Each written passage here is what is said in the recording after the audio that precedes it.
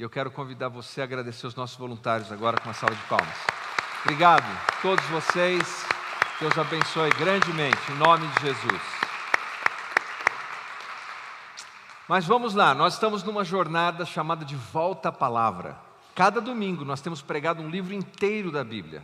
E fazemos isso, claro, como uma visão panorâmica, para que eu e você possamos ter maior familiaridade com o conteúdo da Escritura, que tenhamos o desejo de voltar a esses livros e ler com mais profundidade. E hoje o nosso livro é Obadias. Antes de entrar diretamente no livro, vamos fazer aqui uma introdução. Significado do nome. Como é que significa o seu nome? Começar aqui na primeira fileira. Quem sabe o que significa o nome? Tem a menor ideia? Menor ideia? Ninguém? Ok, segunda fileira, aniversariante inclusive. Olha ali, aniversariante, olha aí. Que beleza.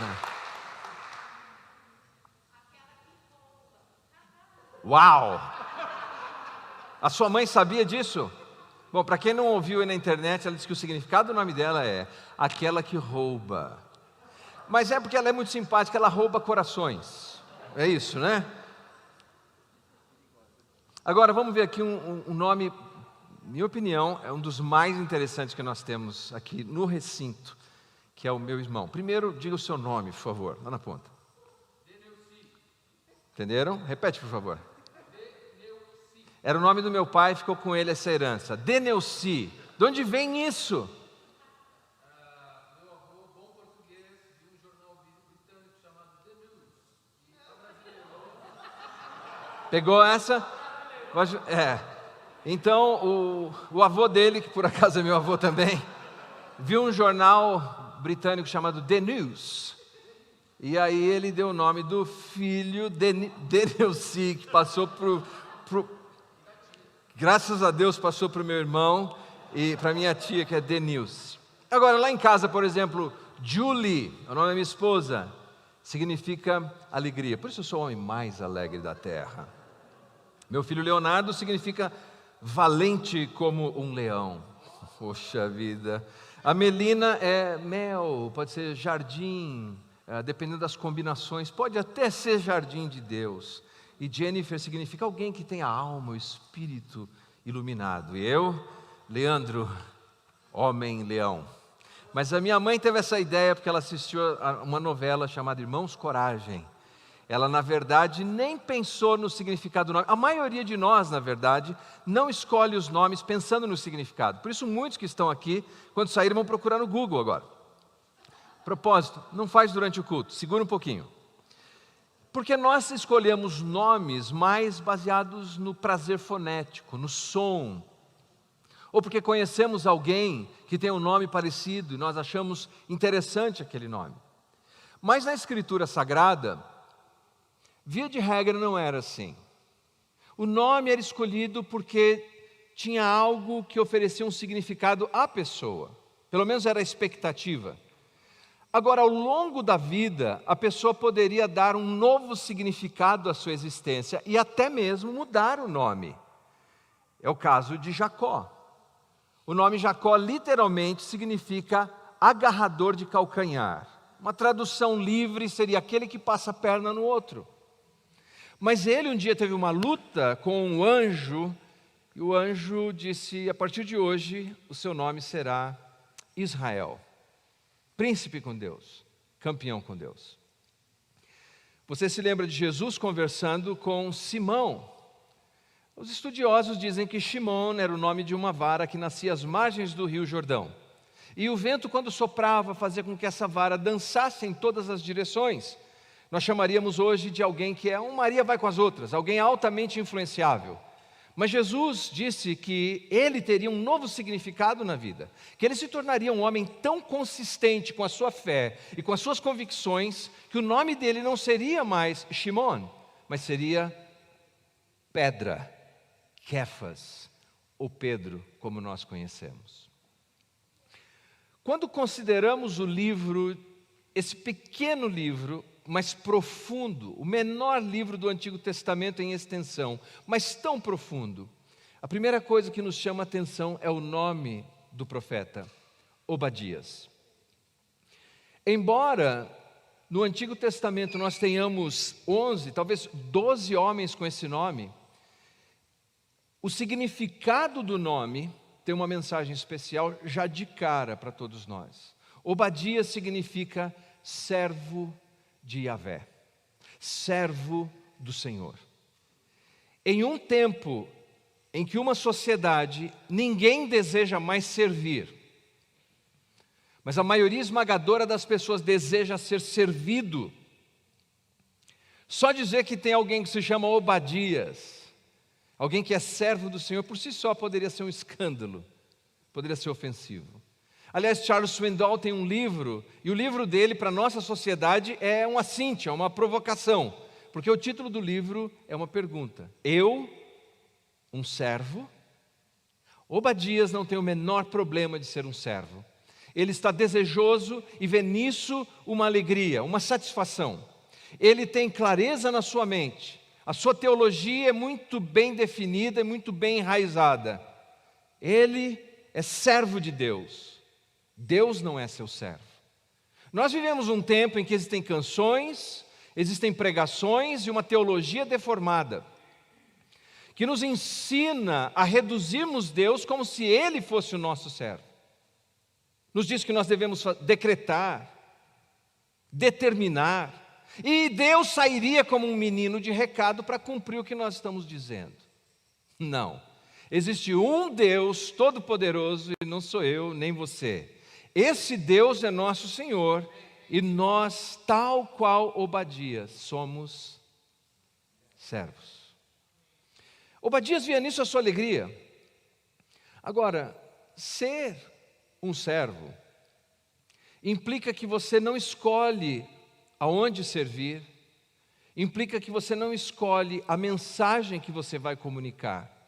É o seu Senhor que determina onde você serve, é o seu Senhor que determina a mensagem que você anuncia. Eu tenho que dizer que imperfeitamente é a ambição dessa igreja e dos pregadores que vêm ao púlpito dessa igreja anunciar para vocês a palavra de Deus. O pregador deve ser um escravo da Escritura Sagrada. Nós não podemos escolher uma mensagem para agradar a audiência, apenas para amaciar o coração da audiência. Nós devemos anunciar tal qual Obadias, a palavra do Senhor. E veja você, Obadias, ele era de Judá. E certamente o desejo dele seria servir ali, em Judá, próximo a Jerusalém. Mas Deus o comissiona a pronunciar uma mensagem contra os edomitas. Não era uma mensagem fácil, era uma mensagem dura, era uma mensagem difícil, mas essa era a missão dele. E a maior alegria de um servo é fazer a vontade do seu Senhor. Quem eram os edomitas? Bem, isso deve nos levar numa viagem no tempo. E nós já estudamos isso quando fizemos a nossa meditação no livro de Gênesis. Você se lembra que Isaac teve 2 filhos, gêmeos. Esses filhos se engalfinhavam desde o ventre materno. Era uma briga interna ali no ventre da mãe. É por isso que um desses irmãos se chama Jacó, porque agarrou o calcanhar do mais velho. O mais velho chamado Esaú. Agora Esaú, ele era um jovem arrojado que gostava das áreas abertas, dos campos, era um caçador. E um dia, ele cometeu o maior erro que uma pessoa poderia cometer, mas continuamente as pessoas cometem. Sabe qual é esse erro? Trocar a bênção do futuro por um prazer imediato. Todas as vezes que nós trocamos a bênção que Deus tem para as nossas vidas no futuro por um prazer imediato, é um acidente de curso e muitas vezes difícil de ser reparado. O que ele fez? Ele chega em casa faminto, ele tinha o direito à primogenitura, que tinha implicações em que ele assumiria o patriarcado da sua família. Ele seria responsável por toda a família diante de Deus, diante da sociedade, e por essa razão receberia a porção dobrada da sua herança. Mas o irmão dele, Jacó, fez lá uma sopa especial. Não sei se estava um friozinho como hoje. E essa sopa era de coloração vermelha. Ele trocou todos aqueles benefícios futuros prometidos por Deus pela satisfação daquele momento presente. E porque a sopa era vermelha, ele passou a ser chamado de Edom, que significa vermelho. Bem, os irmãos eventualmente, depois de uma crise familiar, disputa por herança, se reconciliaram. Mas os descendentes deles continuaram tendo colisão, continuaram vivendo de modo beligerante. Por quê? Porque eles tinham um problema de herança mal resolvido. Agora, eu sei que na nossa sociedade, ninguém briga por herança, não é? Mas naqueles dias, eles brigavam muito. E por essa razão, ao longo da história, os edomitas sempre trataram Israel de modo a causar-lhes algum prejuízo. Quando o povo de Israel saiu do Egito, depois de, para falar em números redondos, 400 anos de servidão no Egito, eles precisavam passar pela terra dos edomitas. E os edomitas, que eram um povo irmão, ao vê-los vindo naquele caminho, disseram não. Não permitiram que passasse por ali. E essa história vai se acirrando de tal maneira que eles se levantam contra o rei Saul, contra o rei Josafá, e continuamente eles são uma pedra no sapato daquele povo irmão, Israel. E agora chega num momento em que Deus levanta um profeta, que vai anunciar uma mensagem contra Edom por causa de toda a sua maldade. Se você está comigo, diga amém. Essa mensagem não é só para Edom.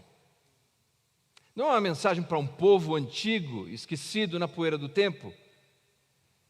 É uma mensagem para mim. É uma mensagem para você. É a nossa mensagem hoje. E nesse livro, nós encontramos qual foi a causa do juízo deles, quais eram as consequências e qual esperança ainda poderiam ter. Veja você que ao longo da sua história, os edomitas passaram a viver num lugar montanhoso, conhecido como Petra. Esse lugar, de formação rochosa, era uma fortaleza natural por conta da sua topografia. Tinha, por exemplo, picos que chegavam a mais de 1.800 metros de altura. Tinha abismos tão profundos, e lá do alto, eles podiam observar todos os outros povos, e tinham a sensação de que eram imbatíveis.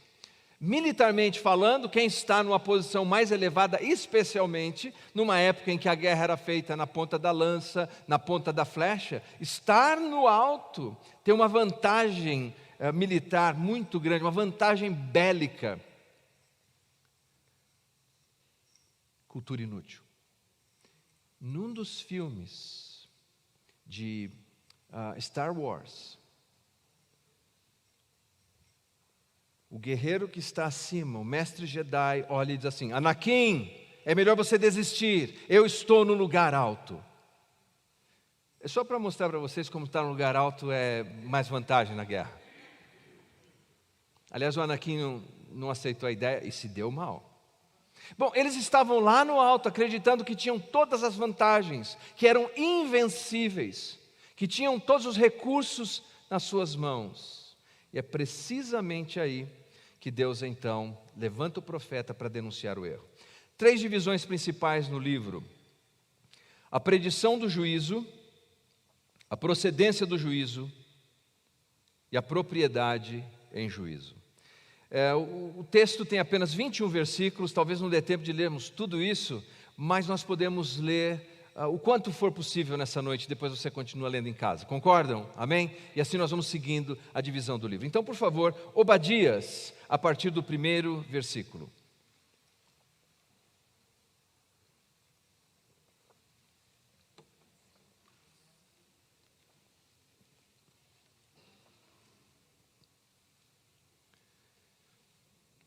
Visão de Obadias. Assim diz o Senhor Deus a respeito de Edom: temos ouvido as novas do Senhor, e às nações foi enviado um mensageiro que disse: levantai-vos, levantemo-nos contra Edom para a guerra. Eis que te fiz pequeno entre as nações, tu és muito desprezado, a soberba do teu coração te enganou, ó tu que habitas nas fendas das rochas, na alta da tua morada, e dizes no teu coração: quem me deitarás por terra? Se te remontares como a águia e puseres o teu ninho entre as estrelas, de lá te derribarei, diz o Senhor. Se viessem a ti ladrões ou roubadores de noite, como estás destruído? Não furtariam sol que lhes bastasse? Se a ti viessem os vindimadores, não deixariam pelo menos alguns cachos? Como foram rebuscados os bens de Esaú, como foram esquadrinhados os seus tesouros escondidos. Todos os teus aliados se levantaram para fora dos seus limites. Os que gozam da tua paz te enganaram, prevaleceram contra ti os que comem o teu pão, puseram armadilhas para os teus pés, não há em Edom entendimento. Não acontecerá naquele dia, diz o Senhor, que farei perecer os sábios de Edom e o entendimento dos montes de Esaú. Os teus valentes, ó Temã, estarão atemorizados, para que do monte de Esaú seja cada um exterminado pela matança. Essa é uma leitura na tradução atualizada da Bíblia, versículos 1 ao versículo 9. E aqui nós temos a predição do juízo. Bem, há uma dúvida entre os estudiosos. Qual é o episódio descrito aqui que veremos adiante? Pode ter acontecido por volta de 840, mais ou menos quando os filisteus invadiram Jerusalém, ou pode ser em 586, quando Nabucodonosor invadiu Jerusalém. A minha preferência é 586, mas eu não tenho tempo de explicar as minhas razões aqui, e talvez não faça muita diferença para a nossa meditação nessa noite. O que eu quero chamar a sua atenção é como o profeta vê o futuro de Edom.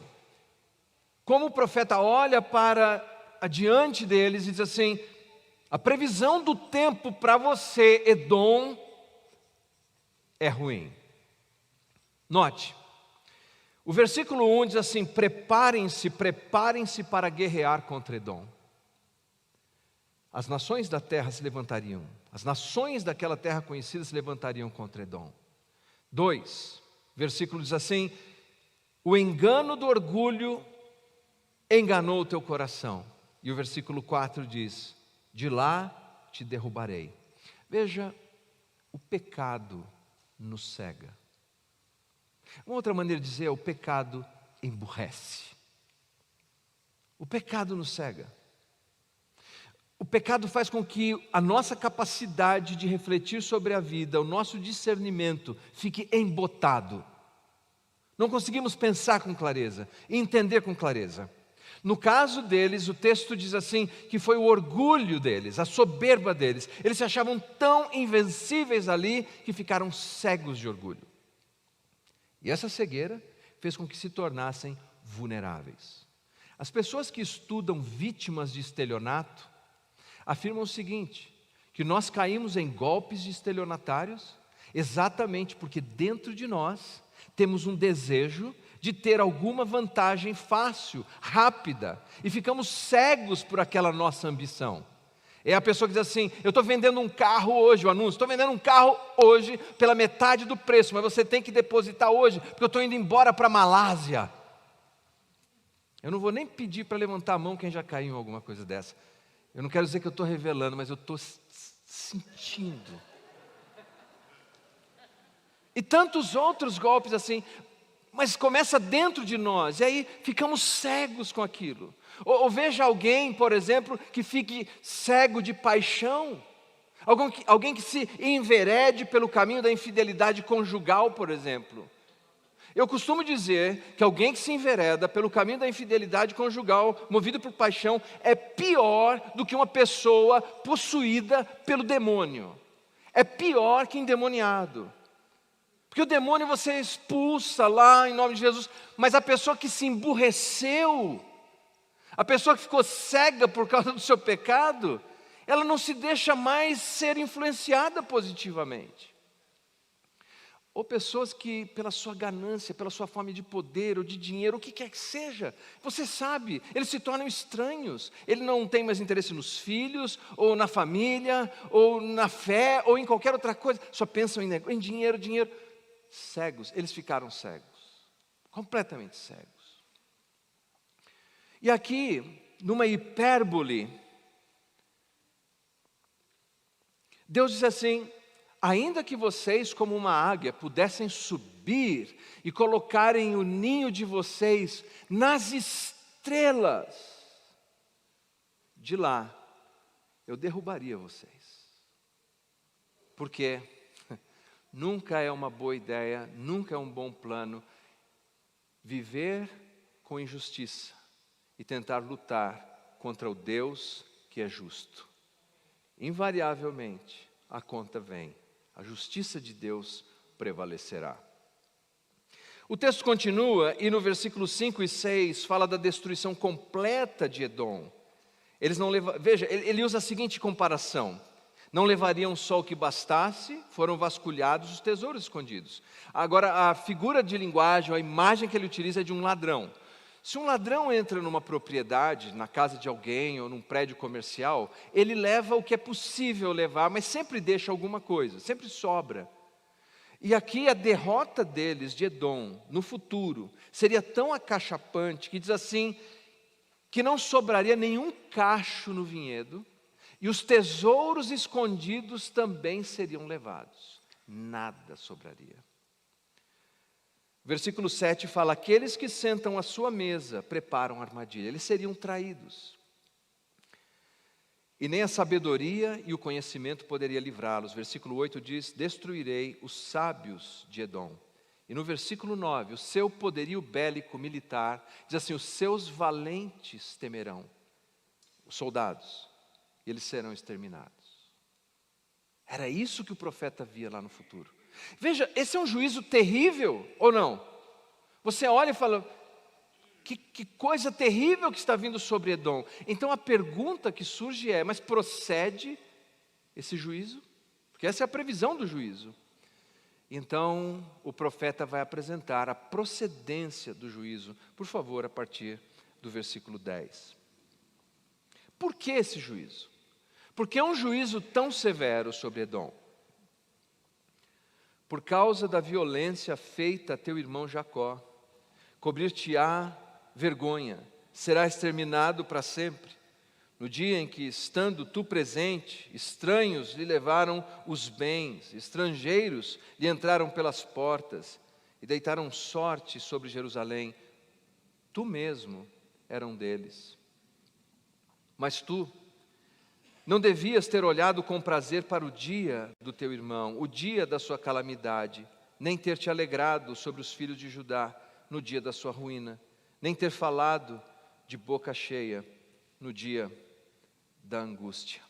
Veja, e o versículo 13, não devias ter entrado pela porta do meu povo no dia da sua calamidade, não devia ter olhado com prazer para o seu mal no dia da sua calamidade, nem ter lançado mão nos seus bens no dia da sua calamidade. Não devias ter parado nas encruzilhadas para exterminares os que escapassem, nem ter entregado os que lhe restassem no dia da angústia. Como é interessante observar o que fez esse povo, os edomitas. Eles agiram de modo violento contra o seu povo irmão. O texto nos mostra o seguinte, que eles começam com primeiro uma indiferença em relação aos seus próprios irmãos. São indiferentes. Depois eles passam a viver uma certa hostilidade. E depois eles são coniventes com aqueles que são malignos. E em pouco tempo eles também estavam praticando os mesmos males. O esboço que nós temos é o seguinte, versículo 10, violência contra Jacó. Versículo 11, a indiferença. No versículo 12, eles se alegraram com a destruição de Jacó. No versículo 13, eles roubaram os bens. E no versículo 14, eles acabaram exterminando aqueles que fugiam. Quando algum israelita escapava por algum caminho, os próprios edomitas perseguiam e davam cabo deles. Agora, o que eu imagino é que foi no ano de 586, quando os babilônios entraram em Jerusalém e estavam destruindo todas as coisas. Os edomitas poderiam ter estendido as mãos e oferecido alguma guarida, algum abrigo. Sabe o que eles fizeram? O texto nos diz: eles se uniram aos adversários dos israelitas, entraram em Jerusalém e passaram a espoliar os bens dos seus irmãos. E quando alguns deles tentavam escapar, eles mesmos matavam ou denunciavam. Veja a maldade que eles praticaram. Eles foram terríveis. E era exatamente isso que mostrava: já que vocês vivenciaram tudo isso, agora o juízo virá sobre a vida de vocês. Mas vocês percebem, queridos, que nessa descrição, nós temos uma descrição do problema de como o pecado funciona nas nossas vidas. O pecado, ele vai nos levando a um declínio gradual. Em outras palavras, você não dorme anjo e acorda demônio. Você não dorme anjo e acorda demônio. É um processo. Aos poucos, vai passando por uma metamorfose e vai se transformando num ser monstruoso. Mais uma cultura inútil para você. Na década de 80 saiu um filme, alguns vão lembrar, A Mosca. Lembram? A Mosca. Dizem que é baseado num filme da década de 50, Mosca da Cabeça Branca. A história é mais ou menos a seguinte: o cientista tem uma ideia de criar um teleporter, uma máquina para se transportar de um ponto para o outro. E na sua ambição de fazer essa máquina, ele deseja fazer um teste com ele mesmo. Então ele entra na máquina do teleporter, mas não se dá conta que naquele momento que ele entrou, uma mosca entra junto. E quando acontece o processo de desmolecularização e a transferência para o outro lado da máquina, a mosca também foi desmolecularizada. E gente, coisa séria. Nesse processo, as células da mosca se misturaram com as células dele. Ele não se deu conta disso. Ele sai de lá achando que seu experimento foi um sucesso.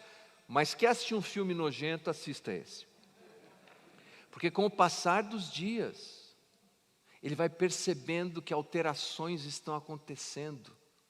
Inflamações cutâneas, a unha começa a cair. É horrível, o cabelo vai se desprendendo. E ele vai se transformando numa criatura monstruosa. A mosca. O pecado é assim, é aos poucos. Você cede numa coisa aqui, contempla numa coisa lá, agarra outra coisa ali, cede um pouquinho acolá, cede um pouquinho lá, e gradativamente você vai se monstrificando. Foi o que aconteceu com Edom. Aí nós podemos dizer, bom, essa é uma história antiga dos edomitas, já entendemos. Não, aí nós chegamos numa transição. Veja o versículo 15, por favor. Estou quase no fim, viu, gente? Quase no fim. Obrigado. Passa lá e pega um livro na minha conta. Porque o dia do Senhor está prestes a vir sobre todas as nações. Como tu fizestes, assim se fará contigo. O teu mal feito tornará sobre a tua cabeça. Veja a transição. Primeiro, o dia do Senhor. O dia do Senhor, nós já meditamos nisso quando estudamos Joel. Não vou falar sobre isso agora. Recomendo que você visite lá no YouTube e veja a mensagem sobre Joel para ver o que significa o dia do Senhor. Mas basicamente, para aqueles que são penitentes, arrependidos, é um dia de alegria e recompensa. Para os impenitentes, arrogantes, será um dia de juízo difícil. Esse é o resumo do dia do Senhor. Mas veja o que o texto diz, olhando para o futuro, ele apresenta algo que nós chamamos de a lei do retorno, ou a lei da semeadura. Vocês perceberam? O que você fez voltará sobre a sua cabeça. O apóstolo Paulo chama de a lei da semeadura. Esse não é um ensino isolado da Escritura, é um ensino geral. Veja só, no Evangelho de Mateus, no capítulo 7, versículo 1 e 2, Jesus diz assim: não julgueis para que não sejais julgados, porque com o juízo com que julgardes sereis julgados, com a medida com que tiverdes medido, vos hão de medir a vós. O apóstolo Paulo, Gálatas, capítulo 6, versículos 7 e 8, diz: não erreis, Deus não se deixa escarnecer, porque tudo que o homem semear, isso também ceifará. O que semeia na sua carne, da carne ceifará corrupção. O que semeia no Espírito, do Espírito ceifará vida eterna.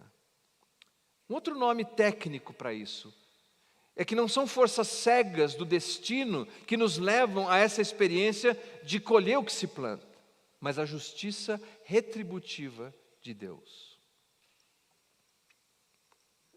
Sim, se você plantar vento, se eles plantarem vento, eles vão colher o quê? Se eles plantarem vento, eles vão colher o quê? Eles falaram bem alto de vocês. Se eles plantarem vento, eles vão colher o quê? Tempestade. Quem planta vento, colhe tempestade. E é essa a ideia que nós encontramos nesse texto. E veja, o mais famoso edomita que encontramos no Novo Testamento chama-se Herodes o Grande. Ele é chamado de Idumeu, por razões históricas que não vem ao caso agora. É o mais famoso deles. E no ano 70, nós sabemos da história, quando o general Tito invadiu Jerusalém e destruiu tudo que ali existia, os edomitas, como nação, desapareceram da história. Porque as promessas de Deus se cumpriram. E as sementes que eles plantaram ao longo dos anos trouxe o fruto amargo da destruição sobre a vida deles. Bem, esse livro nos provoca a pensar o seguinte: o que estamos plantando hoje? O que você está plantando hoje? Porque um dos princípios sobre a lei da semeadura é que você planta hoje, mas não colhe hoje. Você colhe amanhã, mês que vem, daqui a um ano. Você colhe no futuro. O segundo princípio é que você colhe do mesmo tipo de substância. Se você plantar milho, você não colhe abacate. Você vai colher o que você plantou. Se você plantar bem, você vai colher bem. Plantar mal, você vai colher mal. Não tem saída. E terceiro princípio é que nós colhemos exponencialmente mais do que nós plantamos. Eu li numa revista de agronegócio sobre esse homem que teve uma ótima colheita. Ele disse que plantou 1 quilo de feijão e colheu 60 quilos. Eu não sei se toda colheita é assim, depende da semente, depende do que você está plantando, mas nós colhemos proporcionalmente mais do que nós plantamos. O profeta que ministrou para aquele povo, aliás, é curioso ver no hebraico que as palavras para Edom e Adam, as consoantes são as mesmas. E Adam, que é Adão, significa humanidade. Edom passou por esse juízo. E todos nós seremos objetos dessa justiça retributiva. O que você vai plantar hoje, na sua casa, na sua família, no seu dia a dia? Se você plantar o bem, talvez não vai colher já, não vai colher agora, mas você vai colher um dia. Escolhamos o bem, semeamos um pensamento, porque nós vamos colher um ato. Semeemos um ato, nós vamos colher um hábito. Semeemos um hábito e nós vamos colher um caráter. Semeemos um caráter, nós vamos colher um destino. Bem, a boa notícia que nós temos nesse livro de final trágico para os edomitas é que nós conhecemos a graça de Deus. Deus enviou o seu Filho para morrer no nosso lugar, para se fazer maldição no nosso lugar, para que fôssemos justificados por sua graça. E é possível que algum de nós, nessa noite, esteja pensando, puxa, eu já plantei tanta coisa ruim, como é que vai ser isso? Tem uma saída para você, como tem uma saída para mim, para nós. A saída é o sacrifício de Jesus na cruz, a sua ressurreição esperançosa, que pode nos garantir um futuro melhor. Mas hoje, pela fé, escolha plantar boas sementes para o futuro. Vamos ficar em pé.